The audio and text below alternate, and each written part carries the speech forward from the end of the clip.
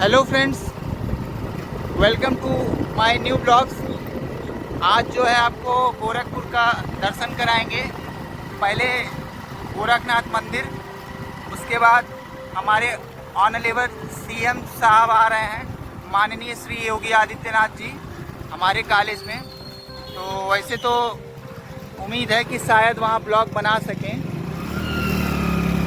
क्योंकि सुरक्षा कारणों से हमें लगता नहीं है कि जो है ब्लॉग बनाने की अनुमति होगी।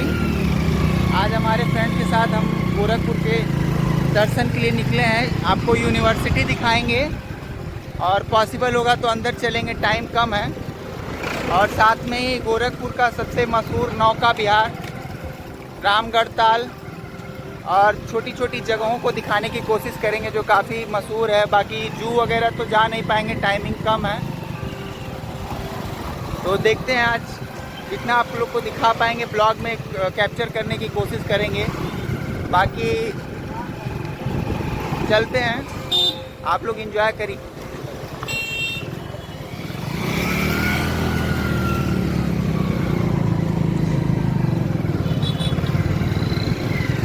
ये स्पोर्ट्स कॉलेज का रोड था। हम लोग जो है गोरखनाथ में हैं, थोड़ी देर में गोरखनाथ मंदिर। आज जो है हम ब्लॉग बनाने के समय अपने मित्र को फ़ोन थमा देते हैं, सॉरी बाइक थमा देते हैं, क्योंकि जो है हमारे मित्र कहते हैं कि भाई इस चीज़ के लिए आप ही ठीक हैं, हम बाइक संभाल लेंगे। आज जो है सुहाना देख रहे हैं हम, एकदम बढ़िया वीआईपी मौसम है। घुमाएंगे आज पूरा शहर आपको गोरखपुर।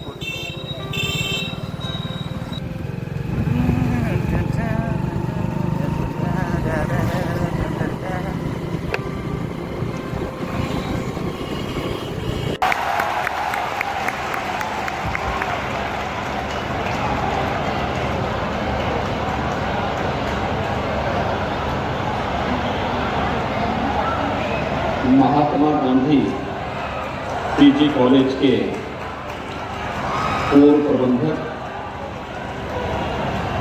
स्वर्गीय प्रेम नारायण श्रीवास्तव जी की प्रतिमा के अनावरण एवं राम गरीबनाथ सभागार के लोकार्पण कार्यक्रम में मंच पर उपस्थित नेशनल एजुकेशनल सोसाइटी के अध्यक्ष सम्मानित श्री शिवनारायण श्रीवास्तव जी, महात्मा गांधी पीजी कॉलेज के अध्यक्ष सम्मानित श्री गंगा दयाल श्रीवास्तव जी, राम नारायण लाल कन्या इंटर कॉलेज के अध्यक्ष श्री प्रदीप नारायण जी, इस संस्था के पूर्व छात्र और उत्तर प्रदेश विधान परिषद के सदस्य doctor Dharmendra Singh ji, national educational society के सचिव श्री मयंकेश्वर नाथ पांडे जी, पूर्व कुलपति प्रोफेसर सुरेंद्र दुबे जी, वरिष्ठ अधिवक्ता का उपाध्यक्ष NG PG college Shri Harinandan Lal Srivastava ji, प्रबंधक राम नारायण लाल कन्या inter college Shrimati Purvi Narayan ji, Shrimati Mamta Narayan ji, Rahul Narayan ji, NG PG college के प्राचार्य प्रोफेसर अनिल कुमार जी, प्रधानाचार्य Mahatma Gandhi inter college Shri Om Prakash Singh ji, national educational society के सभी पदाधिकारीगण, इस सोसाइटी के अंतर्गत संचालित तीनों संस्थाओं के सभी प्रबंध समिति के पदाधिकारी, सभी उपस्थित शिक्षकगण और महात्मा गांधी पीजी कॉलेज और इंटर कॉलेज से जुड़े हुए सभी उपस्थित छात्र छात्राएं, उपस्थित भाइयों बहनों, मैं सबसे पहले इस संस्था के पूर्व प्रबंधक स्वर्गीय प्रेम नारायण श्रीवास्तव जी को, जिनकी प्रतिमा का आज अनावरण करने का सौभाग्य मुझे प्राप्त हुआ है, मैं इस अवसर पर उन्हें विनम्र श्रद्धांजलि अर्पित करते हुए महात्मा गांधी पीजी कॉलेज और नेशनल एजुकेशनल सोसाइटी से जुड़े हुए सभी पदाधिकारियों को हृदय से धन्यवाद देता हूं कि उन्होंने अपने पूर्व प्रबंधक की स्मृति को देता हूं। हम सब जानते हैं कि 1909 में नेशनल एजुकेशनल सोसाइटी की स्थापना हुई थी। 113 वर्ष पहले जिस संस्था ने गोरखपुर में शिक्षा के क्षेत्र में कुछ योगदान करना है, यह एक संकल्प लिया होगा, स्वाभाविक रूप से उसके परिणाम भी उसी रूप में आज हम सबको देखने को मिल रहे हैं। आज रविवार है और रविवार के साथ ही किसी भी शिक्षण प्रशिक्षण संस्थान का सामान्य कार्य दिवस प्रातःकाल 9 बजे से लेकर के 4 बजे तक होता है। रविवार के साथ 4 बजे के बाद अपने संस्थापक और संचालक की स्मृति में आयोजित कार्यक्रम में सहभागिता 11,000 छात्र छात्राओं की उपस्थिति विरासत के प्रति सम्मान के एक उत्कृष्टतम उदाहरण को प्रस्तुत करता है। यही भारत है। स्वर्गीय प्रेम नारायण श्रीवास्तव जी के बारे में कौन ऐसा गोरखपुर वासी और पूर्वी उत्तर प्रदेश वासी होगा जो उनके बारे में न जानता रहा हो। अपनी सहजता, अपनी सहृदयता और सरलता के कारण जिससे भी प्रेम बाबू का संपर्क और संवाद होता था वह उनका हो जाता था। कितना उनके मन में आत्मीयता का भाव होता था और यही कारण रहा है कि महात्मा गांधी इंटर कॉलेज रहा हो या डिग्री कॉलेज, रामनारायण लाल इंटर कॉलेज, बालिका इंटर कॉलेज हो या फिर यहां पर अधिवक्ताओं के बीच में कार्य करते हुए अंतिम पायदान पर बैठे हुए व्यक्ति को न्याय दिलाने के लिए किए गए उनके प्रयास, गोरखपुर के विभिन्न सामाजिक और सांस्कृतिक संगठनों के साथ उनका जुड़ाव एक अलग ही व्यक्तित्व स्वर्गीय प्रेम बाबू का हम सबके सामने प्रस्तुत करता रहा है। वह परिश्रम और पुरुषार्थ था कि जिसके पास भी वे गए सहजता के साथ उसे अपना बना लिए और देखते ही देखते यह एक प्रतिष्ठित संस्थान पूर्वी उत्तर प्रदेश का बन करके इसने शिक्षा के क्षेत्र में अभिनंदनीय कार्य किया और निरंतर आज भी अपने संस्थापकों की भावनाओं के अनुरूप यह संस्थान कार्य कर रहा है। यह अत्यंत अभिनंदनीय है। हम सब जानते हैं कि वर्तमान की सदी के सबसे बड़े महामारी का सामना भी हाल ही में हम लोगों ने किया है। कोरोना जैसी महामारी के दौरान आपने देखा होगा पूरी दुनिया पस्त थी। अपने समृद्धि के लिए दुनिया पर दादागिरी दिखाने वाले तमाम देश एक अदृश्य वायरस के सामने पस्त होते हुए दिखाई दे रहे थे। उनकी समझ ही में नहीं आ रहा था क्या होना है, कैसे इससे लड़ना है, कैसे इसका प्रबंधन करना है। कहीं ना कहीं कोई खोट जरूर होगा कि हमने चुनौतियों से जूझने के लिए शिक्षा व्यवस्था ने हमारे युवाओं को या ऐसी पीढ़ी को तैयार करने में कहां कोई कमी रह गई हो कि कोरोना के सामने दुनिया पस्त थी, लेकिन दुनिया के सामने भारत अपने आप में एक उदाहरण भी प्रस्तुत कर रहा था। प्रधानमंत्री मोदी जी के नेतृत्व में बिना रुके, बिना डिगे, बिना झुके और बिना देर किए निर्णय लेकर के देश के अंदर जीवन और जीविका को बचाने के जो कार्यक्रम प्रारंभ हुए, आज उसका परिणाम है कि भारत का कोविड प्रबंधन दुनिया के अंदर सबसे अच्छा माना गया। हर व्यक्ति ने स्वीकार किया कि जीवन और जीविका दोनों को बचाने के लिए क्या प्रयास होने चाहिए। हम पूर्वी उत्तर प्रदेश में रहते हैं। इस संस्थान में ज्यादातर छात्र छात्राएं गोरखपुर महानगर, जनपद, गोरखपुर कमिश्नरी, बस्ती कमिश्नरी और आसपास के जनपदों के ही यहां पर अध्ययन कर रहे हैं। और हम सब जानते हैं कि पूर्वी उत्तर प्रदेश के ये सभी जनपद कभी इंसेफ्लाइटिस जैसी महामारी की चपेट में थे। 1 से 15-16 वर्ष तक के आयु तक के बच्चे प्रतिवर्ष इस बीमारी की चपेट में आते थे और समय काल कलवित होते थे।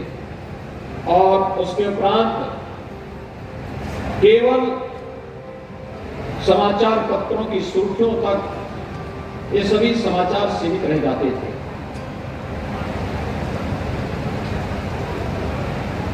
इंसेफ्लाइटिस के उपचार के लिए क्या कुछ किया जाना चाहिए। गोरखपुर के एक सांसद के रूप में सड़क से संसद तक हम लोग अनवरत इस लड़ाई को लड़ते थे, लेकिन इंसेफ्लाइटिस का वैक्सीन जापान में 1905-6 में बन गया था और भारत तक पहुंचने में उस वैक्सीन को 100 साल लगे। 100 साल। कोरोना महामारी में आपने देखा होगा कि कोरोना महामारी आने के 9 महीने के अंदर एक नहीं 2 वैक्सीन भारत के नागरिकों के लिए प्रधानमंत्री मोदी जी ने भारत के नागरिकों को उपलब्ध करवा दी। और अब तक इनके 200 करोड़ डोजेज फ्री में भी लगाई जा चुकी है। यानी यह शक्ति जो इस बात को प्रदर्शित करती की आवश्यकता है, लेकिन आर्टिफिशियल इंटेलिजेंस के साथ ही ह्यूमन इंटेलिजेंस भी उतना ही महत्वपूर्ण है, उसको हम नजरअंदाज नहीं कर सकते। तकनीक आज की आवश्यकता है, लेकिन तकनीक में कैद होकर के हम अपनी आत्मा को गिरवी नहीं रख सकते। तकनीक का उपयोग तब जब मनुष्य अधिकाधिक संवेदनशील भी बने। और कोरोना वैक्सीन यह सरकार की संवेदनशीलता का ही परिचायक है कि जनता के प्रति अपनी जवाबदेही और संवेदनशीलता को प्रदर्शित करते हुए समय पर वैक्सीन, समय पे उपचार, समय पे टेस्ट और समय पर हर गरीब के लिए फ्री में राशन की सुविधा, यह सरकार की प्राथमिकता का हिस्सा था। सरकार ने इस कार्यक्रम को सफलतापूर्वक आगे बढ़ाने का काम किया। जब दुनिया कोरोना महामारी में पस्त थी, तब भारत अपने आप को दुनिया के अंदर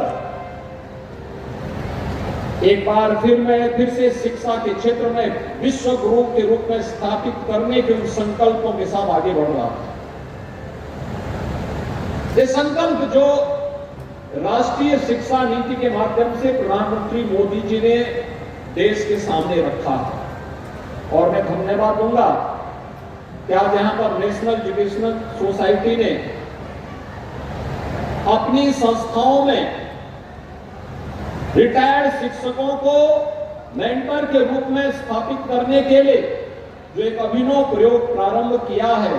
रिटायर्ड शिक्षक संस्थान में आएंगे, वहां पर रह करके वे इन सभी कार्यक्रमों के साथ जुड़ेंगे और कार्यक्रमों के साथ जुड़ने के साथ साथ न केवल अपने अनुभव का बल्कि नैतिक रूप से इन बच्चों को समाज और राष्ट्र के प्रति उनके उत्तरदायित्वों के साथ जोड़ने का कार्य करेंगे, बल्कि उन्हें एक योग्य नागरिक के रूप में किन कर्तव्यों का पालन करना है इसके बारे में भी उन्हें आगे बढ़ने के लिए प्रेरित करेंगे।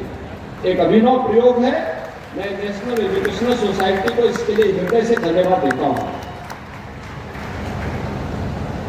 भाइयों बहनों, आज का ये समय हम सबको समय के अनुरूप आगे बढ़ने के लिए सदैव सजग रहने के लिए प्रेरित कर रहा है। जो भी समय की इस गति को नहीं समझ पाएगा वह बहुत पीछे छूट जाएगा। समय की तेज गति के साथ हमें अपने आप को जोड़ना होगा, हमें अपनी गति को आगे बढ़ाना पड़ेगा। आज की आवश्यकता क्या है?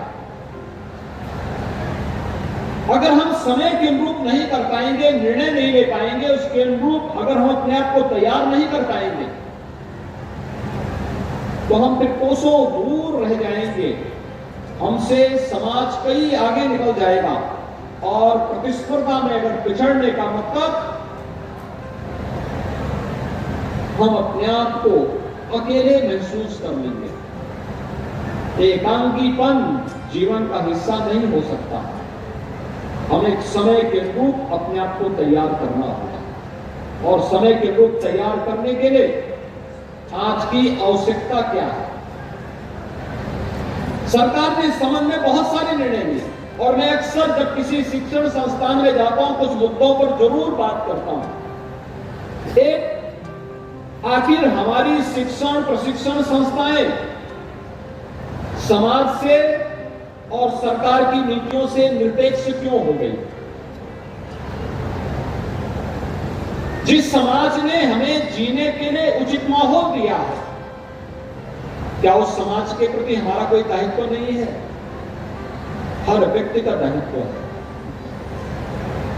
हमारे निर्माण में केवल मेरी व्यक्तिगत मेहनत ही या मेरे परिवार की मेहनत ही सहायक नहीं है, इसमें पूरे समाज का कंट्रीब्यूशन है, हर एक का योगदान है, तब एक व्यक्तित्व का निर्माण होता है और फिर वह लोक कल्याण और राष्ट्र कल्याण के लिए अपने आप को समर्पित कर पाता है।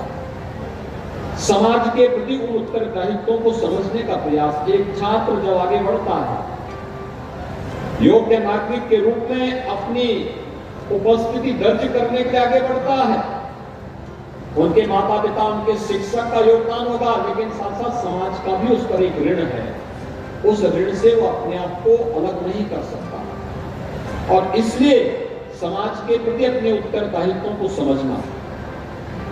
दूसरा, शासन की नीतियों के साथ अपने आप को जोड़ना। शासन की नीतियों के साथ कि केंद्र और राज्य सरकार ने कौन से ऐसे कार्यक्रम युवाओं के लिए दिए हैं, समाज के अलग अलग तबके के लिए कौन कौन से ऐसे प्रोग्राम हैं जिनको लागू करने से किसी व्यक्ति का, किसी परिवार का और समाज के जीवन में व्यापक परिवर्तन का हम कारण बन सकते हैं। युवाओं के लिए ही अगर हम देखें, ढेर सारे ऐसे कार्यक्रम हैं जिन कार्यक्रमों के माध्यम से हर एक छात्र अपनी रुचि के अनुरूप कार्यक्रम को तय कर सकता है और अपने आप को, अपने व्यक्तित्व को उसके अनुरूप ढाल करके अपने आर्थिक स्वावलंबन का आधार भी स्वयं तैयार कर सकता है। प्रधानमंत्री स्टार्टअप की योजना हो या प्रधानमंत्री स्टैंडअप की योजना, प्रधानमंत्री मुद्रा योजना हो या प्रधानमंत्री डिजिटल योजना, उत्तर प्रदेश के अंदर मुख्यमंत्री कन्या सुमंगला योजना हो या फिर प्रदेश के अंदर वन डिस्ट्रिक्ट वन प्रोडक्ट की अभिनव योजना, विश्वकर्मा श्रम सम्मान की योजना हो या वे तमाम प्रकार की योजनाएं जो युवाओं को एक आगे बढ़ने के लिए एक नई प्रेरणा प्रदान करते हैं। मुख्यमंत्री अभ्युदय की योजना, स्वामी विवेकानंद तकनीकी सशक्तिकरण की योजना और भी अन्य अनेक योजनाएं हैं, जिन योजनाओं की जानकारी हर छात्र छात्रा के पास अगर रहेगी तो वह अपने आप को, अगर कहीं उसे लगता है कि उसे स्वयं अपने पैरों पर आर्थिक रूप से खड़ा होकर के स्वावलंबन को अग्रसर होना है, तो ये सभी योजनाएं उसके लिए अत्यंत सहायक हो सकती हैं। लेकिन अक्सर होता क्या है कि हमारी शिक्षण प्रशिक्षण संस्थाएं इन सब से अपने आप को दूर कर लेती है और अंततः वह छात्र छात्रा उससे वंचित रह जाता है। अपनी डिग्री लेने के बाद वह भटकता है, मुझे अब क्या करना है। यह प्रशिक्षण हमें उसकी डिग्री, डिप्लोमा या सर्टिफिकेट के दौरान ही उपलब्ध कराना पड़ेगा और राष्ट्रीय शिक्षा नीति इसके लिए एक आपको उचित मंच प्रदान कर रहा है। एक साथ आपको ये सुविधा होगी कि आप अपनी शिक्षा के साथ साथ स्वरोजगार के लिए भी उस प्रकार के मंच को उपलब्ध करा सकते हैं और उस प्रकार का रास्ता चिन्हित कर सकते हैं जिसमें माँ बाप के ऊपर ही आश्रित होने की बजाय हर छात्र और छात्रा स्वयं में अपने आप को सक्षम और तकनीक से युक्त भी बना सकता है। सरकार ने इसी चीज से अपने एक कार्यक्रम को आगे बढ़ाया, अभ्युदय कोचिंग की सुविधा। मुझे याद है कोरोना कालखंड में जब उत्तर प्रदेश के हजारों युवा अन्य प्रदेशों में फंस गए थे, कोचिंग लेने के लिए गए, यहां लॉकडाउन की घोषणा हो गई। अब परिवार में इस बात की चिंता हो गई कि वो बच्चे आएंगे कैसे। मैंने संबंधित राज्य सरकारों से बातचीत की, वे तैयार नहीं थे।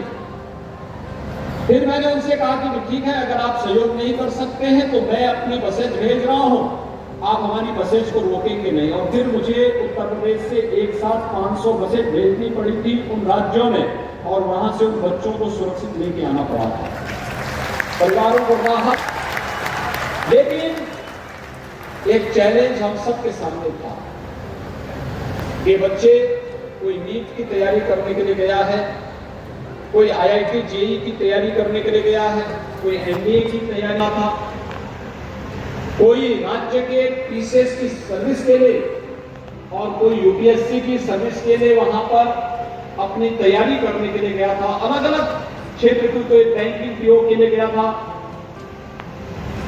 इस सुविधा को हम उत्तर प्रदेश के अंदर उपलब्ध करवा लें और इसमें कोरोना जैसी महामारी के दौरान भी हम इसको उपलब्ध करवाएंगे। जब इस पर कार्यवाही प्रारंभ हुई तो उसी क्रम में सरकार ने तय किया कि हम मुख्यमंत्री अभ्युदय कोचिंग की योजना शुरू करेंगे जो निःशुल्क होगी हर छात्र के लिए, हर छात्रा के लिए। और इसमें दोनों एक कोचिंग के साथ जुड़ेंगे वे लोग जिन्होंने स्वयं इस फील्ड में सफलता प्राप्त की है। इस फील्ड में सफलता प्राप्त करने के साथ ही इसे हम फिजिकली भी देंगे और वर्चुअली भी व्यवस्था देंगे।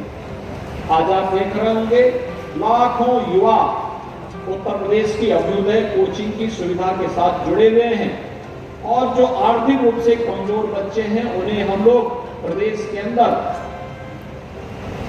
टैबलेट भी उपलब्ध करवाने का कार्य कर रहे हैं।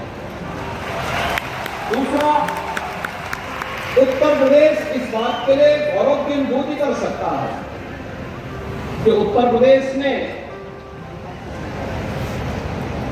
सबसे बड़ी आबादी का राज्य होने के साथ ही सबसे ऊर्जावान और प्रतिभावान युवा भी उत्तर प्रदेश के पास है और मुझे उत्तर प्रदेश के अपने युवाओं पर गौरव की अनुभूति होती है।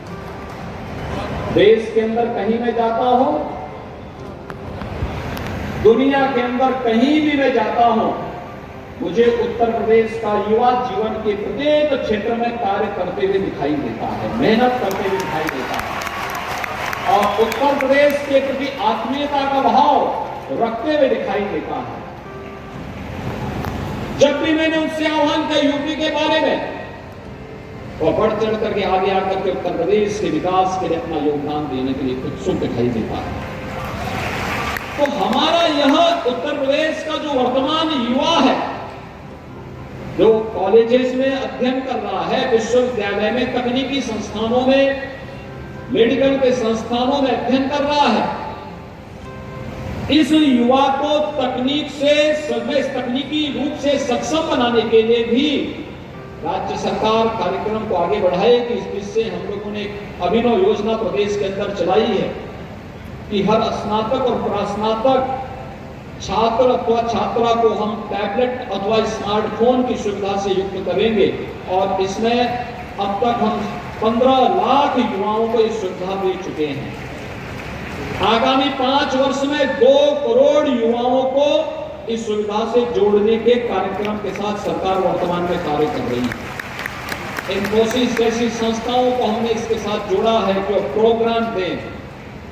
आप एक साथ अपने कॉलेज में बैठ करके, अपने घर में बैठ करके, दुनिया के किसी भी लाइब्रेरी में किसी भी विषय से संबंधित कौन सा पाठ्यक्रम वहां पे संचालित हो रहा है, इसको देख सकते हैं और उससे अपना ज्ञानार्जन भी कर सकते हैं।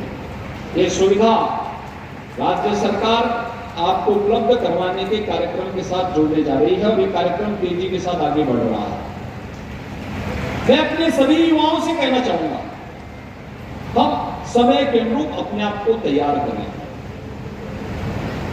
और ये हमारा सौभाग्य है कि महात्मा गांधी पीजी कॉलेज की स्थापना हुई थी 1969 में, जब देश राष्ट्रपिता महात्मा गांधी जी की जन्म शताब्दी महोत्सव को या 3D प्रतिमा उसी बोर्ड पर उकेरी गई है। महाराज जी को यह बराबर बेटी को आपने आशीर्वाद दिया है और उसे उत्तर प्रदेश की योजनाओं में, और महाराज जी को जो आज नई चीज है, जो प्लाई को, जो पेड़ों के कटने को रोकने का विकल्प उसने दिया है दुनिया को, आज वो जर्मनी में, म्यूनिख में। तो फ्रेंड्स, हम लोग निकल रहे हैं क्योंकि अभी बहुत भीड़ होने वाली है।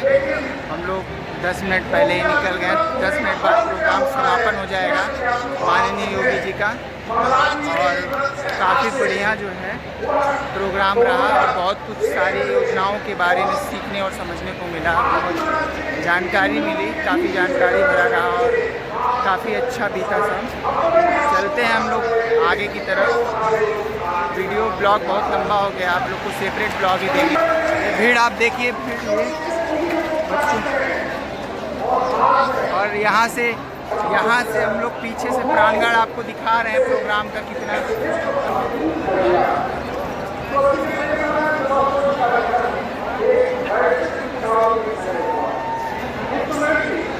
फ्रेंड्स, हम लोग विदाई का वक्त है, हम लोग चल रहे हैं आगे की तरफ। शहर भी घूमना है और भी बहुत सारे काम हैं।